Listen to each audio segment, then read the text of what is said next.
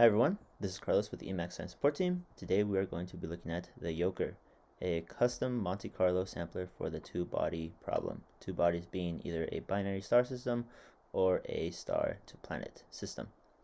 So what Yoker is designed to do is it is designed to deliver converged posterior samplings even when the radial velocity measurements are sparse or very noisy.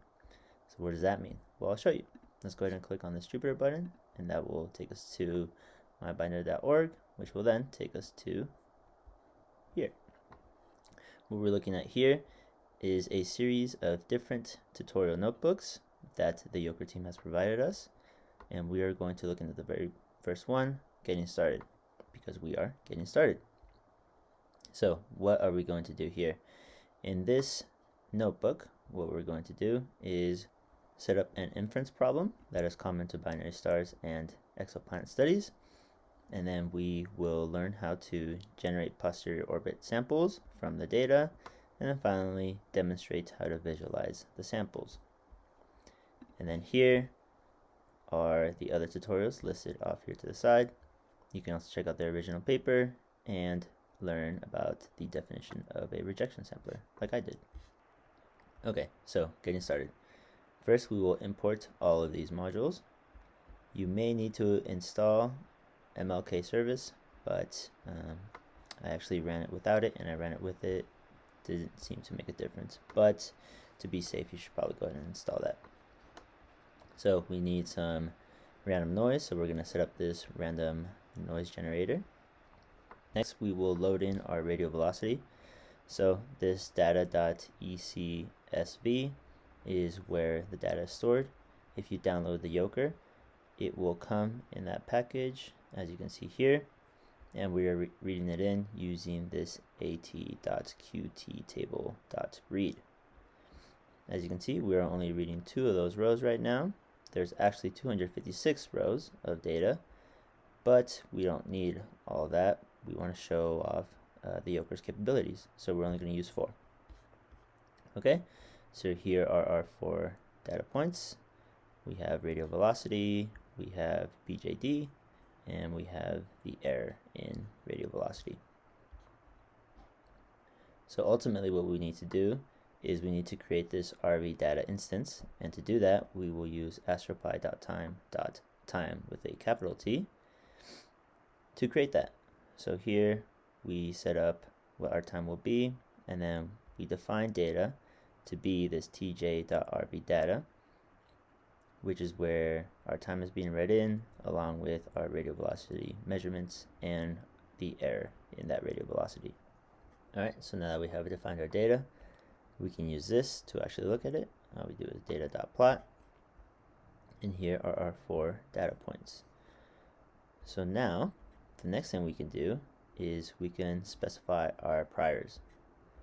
So if you want, you can dig into the math here. I won't, because math is tricky sometimes, and it's Monday, but you can. So to set up the priors, all we need to do is use this tj.jokerprior.default.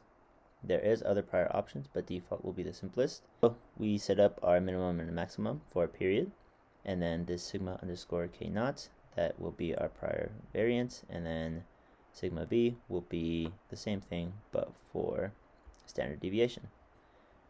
Now that we have set that up, we can sample it using this prior.sample. We set the size and add the noise. So now we have our prior samples ready to go. And here, this is just showing you how you can actually look at that. Scrolling down, now we're actually going to run the Yoker. So we have our priors, we have our noise, we also have our data. So now what you are looking at is we're actually trying to find the posteriors based on the priors. These 2 cells are doing the same thing, just with 2 different methods, so don't worry too much about that. So now that we have our samples, we can use plot_rv_curves to actually look at our posterior samples along with our data. So here what you're looking at are our posterior samples overplotted over the data that we loaded in before. And the ultimate question we're trying to answer here is, what is the period of the system, right? And so scrolling on down here, we want to find the actual period, and we want to know, did the yoker do a good job of finding posterior samples?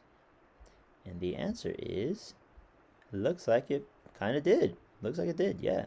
So the authors asked this question: is the true period value included in those distinct period modes returned by the yoker? So down here in the plot that I just showed, what you're looking at is simulated data along with true orbital parameters used to generate that data. So you overplot it, and here you are. This is the actual period of the system using posterior samples from the yoker. So that is yoker, guys. I hope y'all enjoyed this tutorial. I hope you take advantage of this great tool. It's very simple and very easy to use. It's not simple, it's very complicated, but it's very user-friendly and easy to use.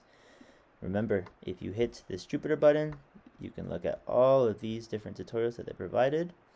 As always, if you have any questions, comments, concerns, anything like that, you can DM us on Twitter at exoplanetmodels or comment below. Thanks. Peace.